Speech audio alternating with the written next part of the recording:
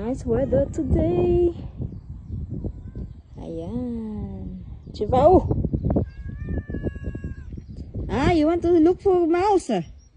You are eating this morning. You don't need now. You wait for the evening.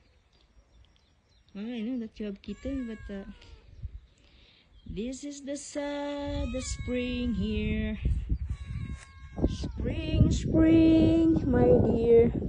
The beauty of the nature. How God, Elohim, all this work and His harmony in His creation. You see the beauty of this. Isn't that beautiful? All these flowers. Where are you going?